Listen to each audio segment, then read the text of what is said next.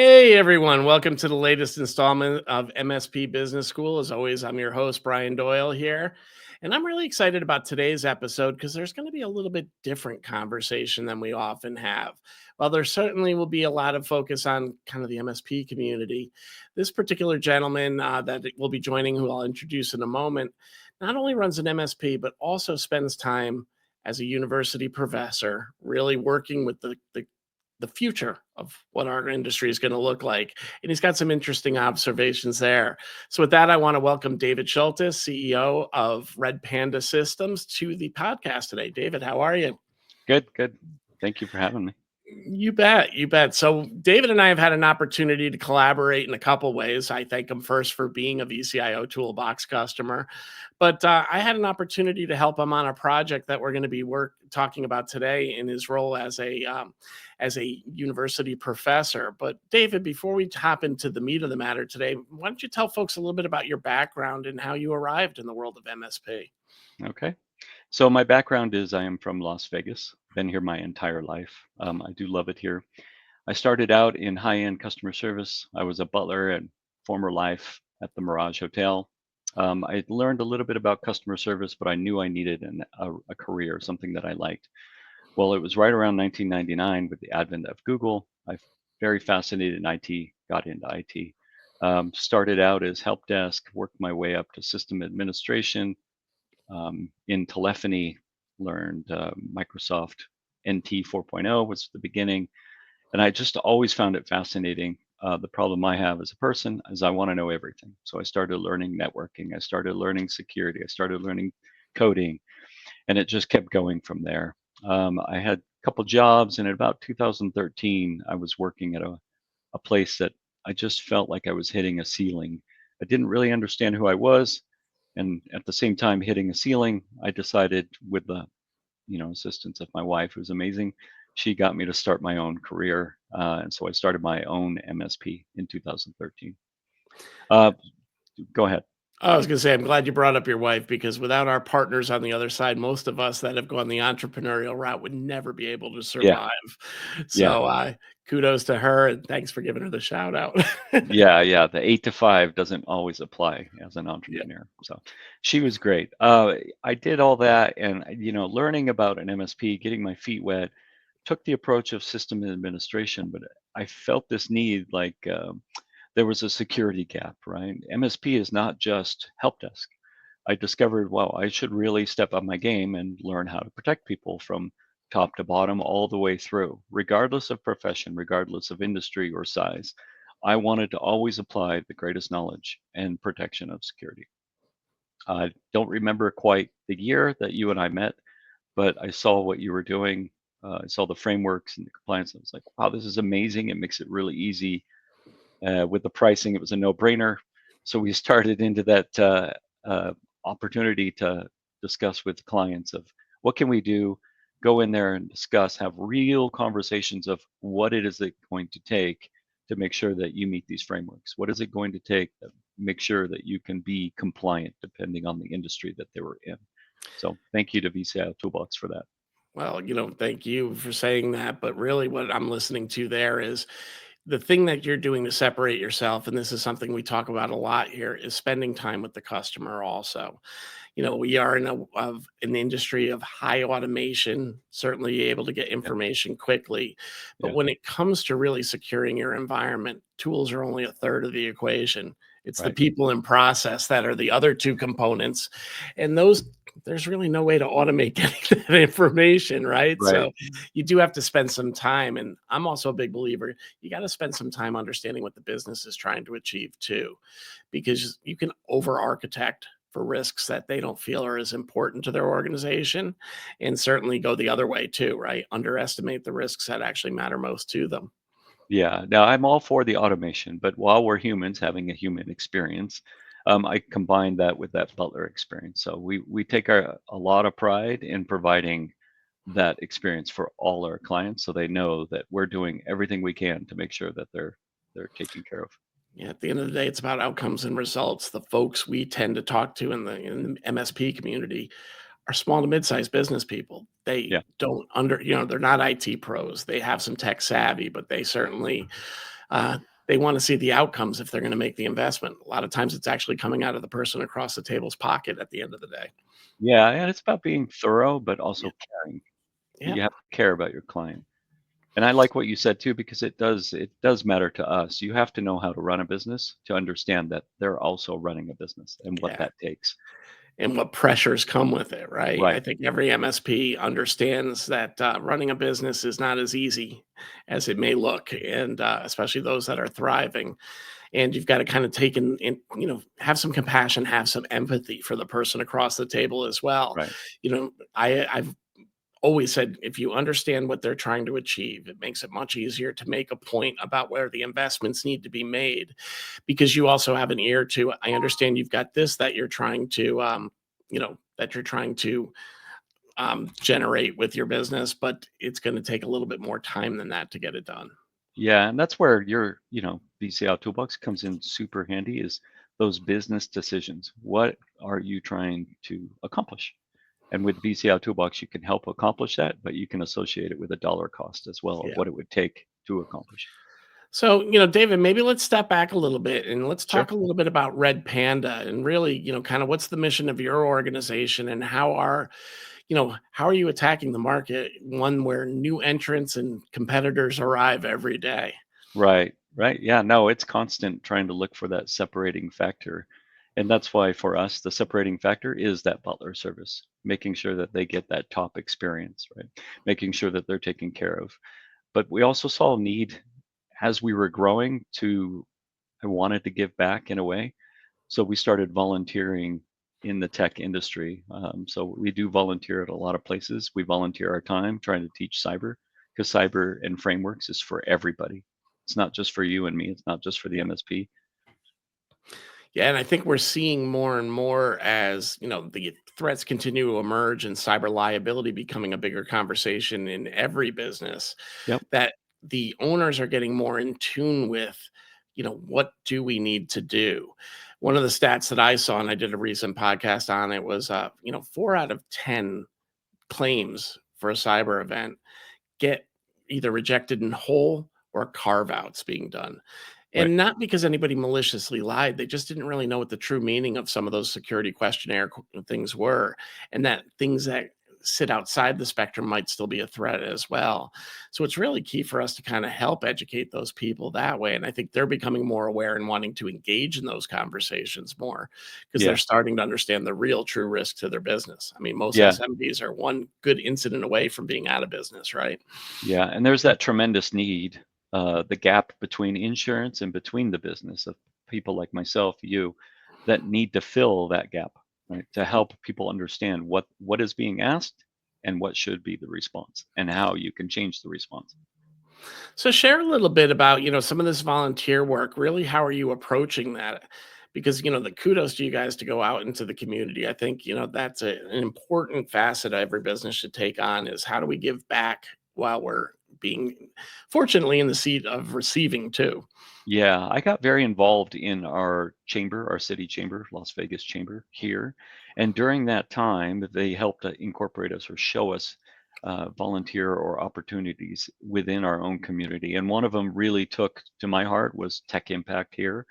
And the entire mission is to try to help people of, may not have the same opportunities, may not have the opportunity to go to college, but they still deserve the right to have a great education. Because for me personally and for Red Panda, income disparity is solved through education. So I like to actually commit to that. Yeah, and I think you also highlighted something great right there in the sense that a lot of folks try to figure out where to start volunteering, right? How do I get involved? There's all these things out there, Yeah, where can I get involved?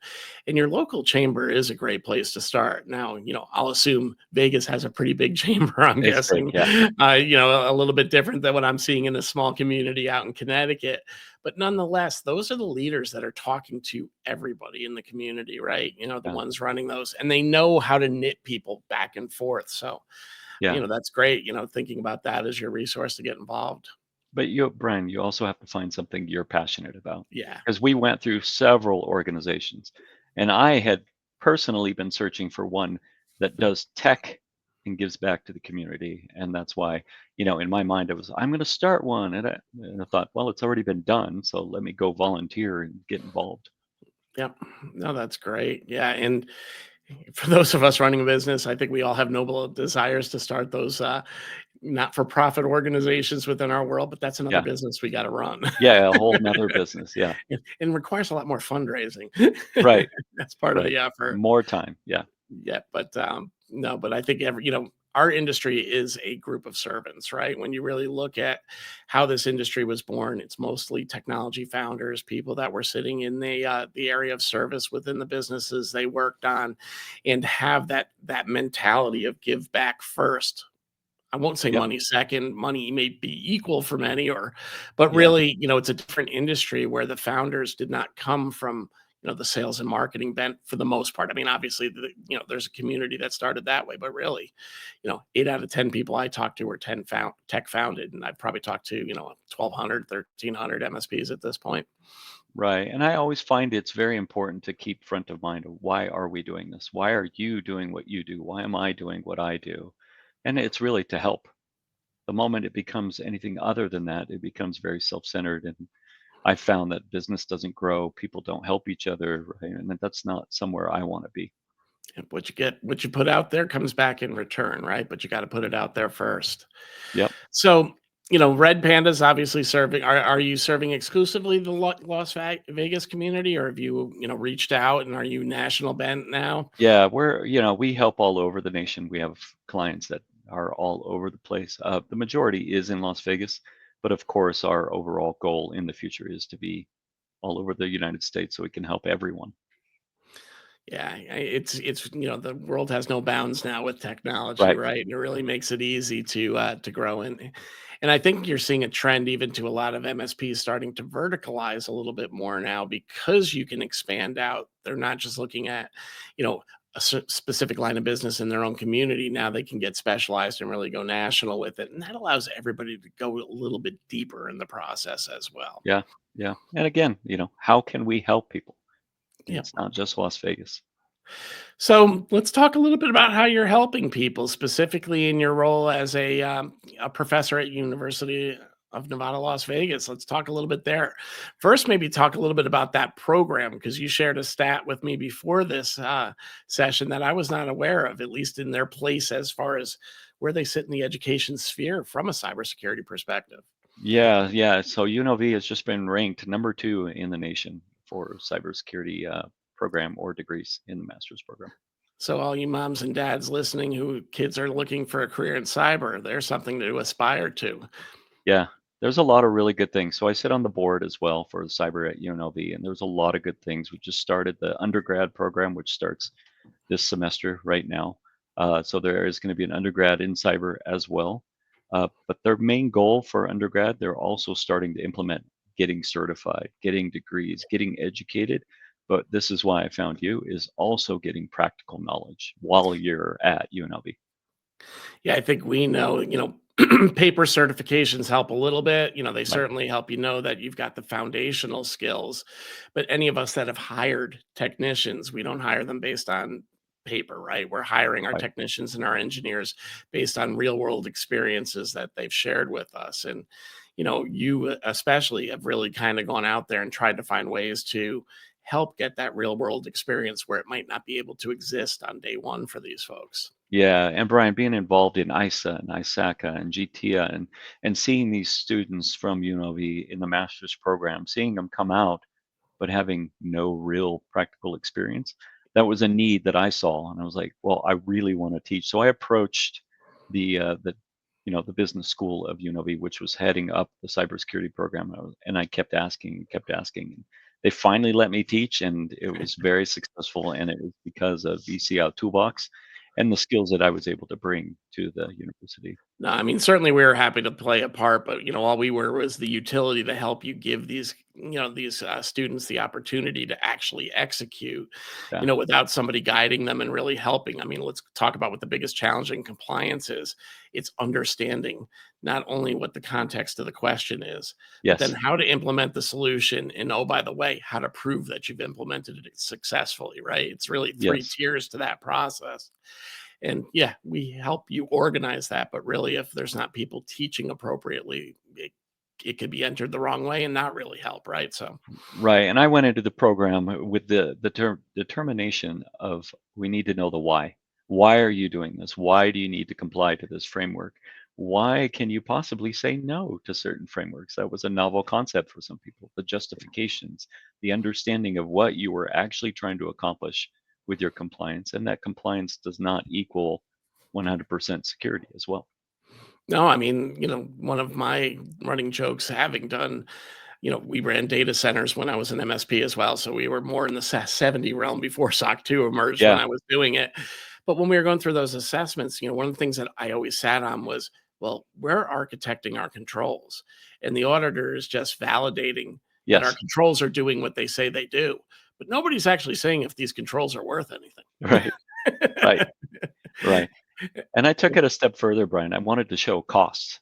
Yep. So I had the students and we would discuss cost of implementing certain programs within those frameworks and Yeah, make and I sure think that they were that's a compliant. big, component of the plan of action and milestones is not just laying out the plan, but what are going to be the costs. And depending how you're looking at it, that could just be internal labor, time that's going to be dedicated to that project that's going to take that resource away from Yeah. other activities they might be doing in their day to day, right through implementing systems and processes going in there. And I think that's especially difficult for a student to zero in on with no background or experience in actually going out. What do these things even cost, right? How Yeah. long do they take to implement? Yeah. How am I going to discuss why an executive should invest in a certain program and I don't even know why? Right. Well, So that was this kind of, community's heard me get on a soapbox about that too much, so we won't go down that yeah. road. But Yeah. but I'm a big believer in that. You got to show the why and you got to show the impact. Yeah. What is going to get course corrected by this action too? Yeah. How much will this product nail down multiple controls in the process and really help you elevate your security standing? Right. And as a matter of fact, Brian, even after the course, a lot of the students reached out to me to continue using VCIO Toolbox for their Yeah, we next haven't shut it course. off. We're happy to keep that out Yeah. there and In the running for summer that program. community. Yeah, 'Cause, in their other cyber programs, they're like, "Hey, that was so helpful. Can we use it again?" So, I mean, it was a difference maker. yeah, for those that wanna go in and continue to explore, we don't wanna take the tools away from them, of course. The course might be over, but the career is just starting. Yeah, these And, are the future, right? yeah, and that really gets into, a little bit that, I gotta commend David because he really led us to something that we wanna do at VCIO Toolbox, and by no means do I wanna take any time away from his story. But thanks to his efforts with UNLV, my partner Ken Fernley and I, we're both looking at ways we could give back to the community, and David helped us find one, which was really how do we secure the future? How do we help give that practical experience to the kids? And as a software vendor, it's really easy to do.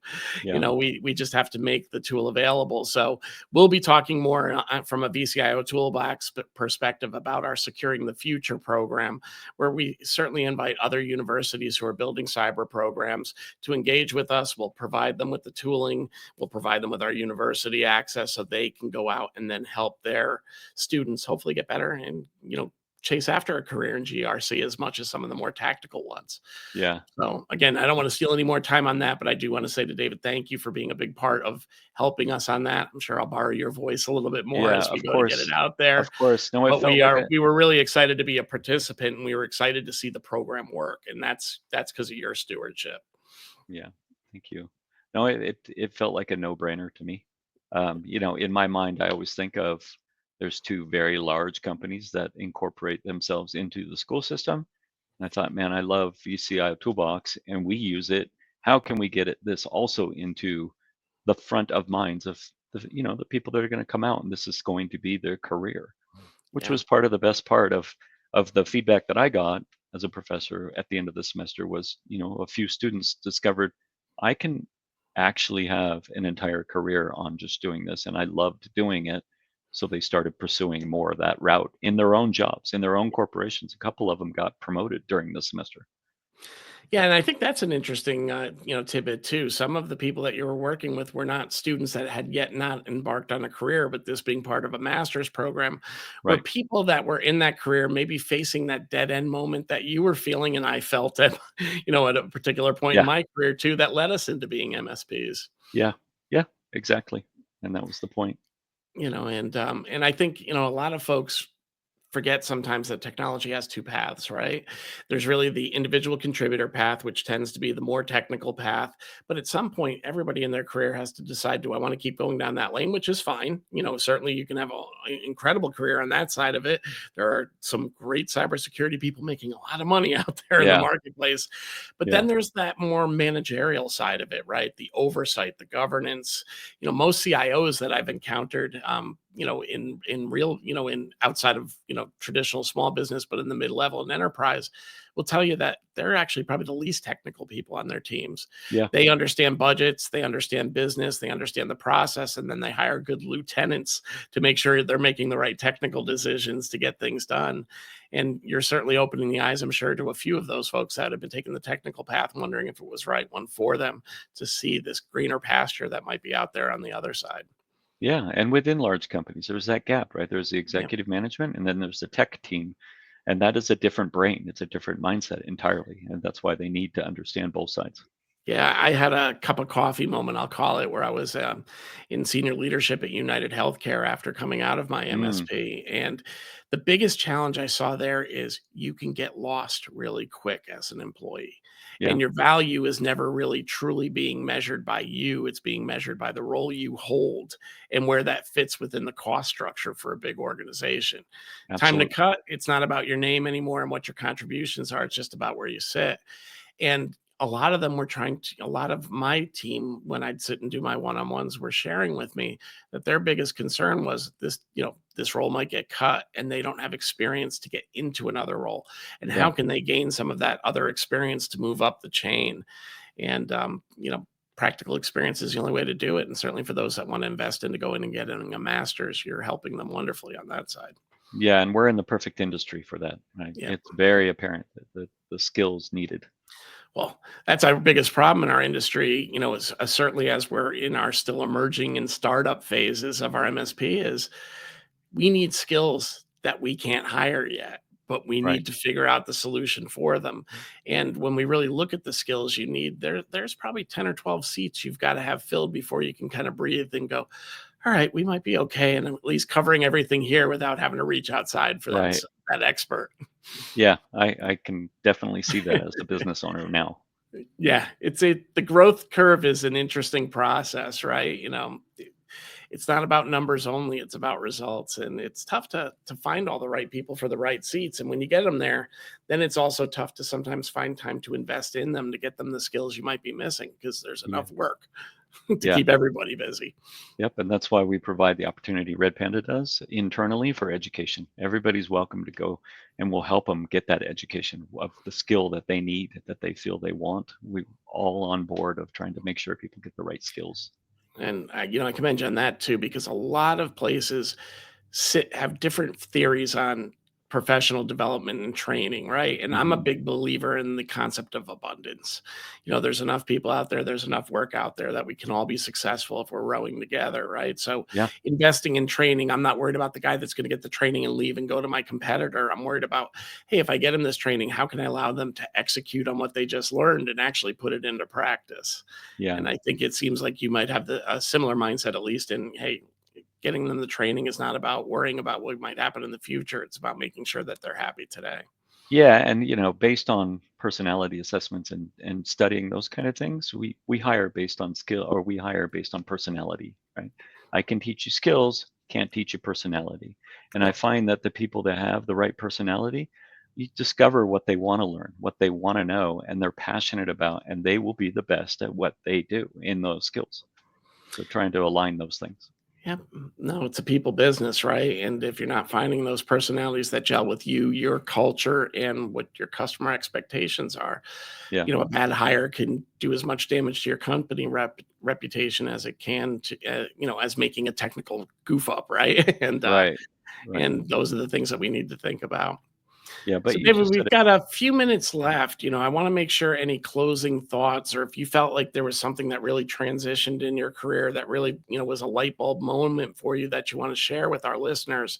I want to make sure that we give you the time to do that. So, I'll turn the floor to you. Yeah. So my light bulb moment for me was again going reflecting back to the Chamber of Commerce and sitting around a bunch of what I deemed highly successful executives, 60 of them in the Las Vegas community, and reaching that point of imposter syndrome that we all have.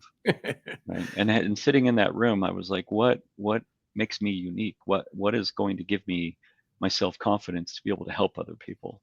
And a lot of that did come down to doing personality assessments, learning who I really was.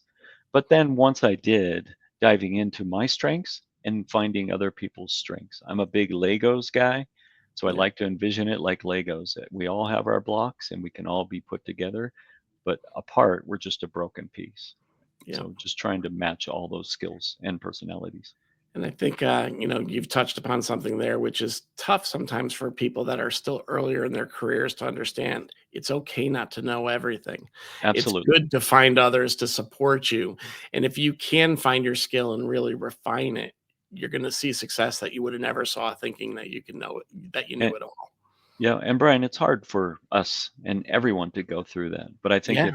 if you have support from yourself, from me and other people in our industry to say it's okay to feel this way. It's Yeah. okay. And it helps quite a bit. Yeah. Self doubt's a good thing. It leads Yeah. to self awareness And motivation. and motivation, no doubt.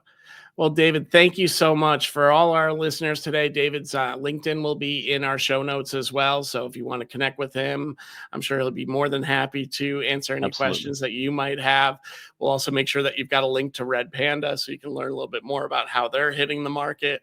David, from my seat, I thank you very much for giving us the opportunity to be a part of, your first class. And I'm really excited to hear that it helped, that encouraged us to really go out and start building out a program to help more. And your leadership definitely helped there. So thank you. Thank you. I appreciate it, Brian. All right. So, folks, that's it for today. Really appreciate you all joining us, and you'll see us again next week.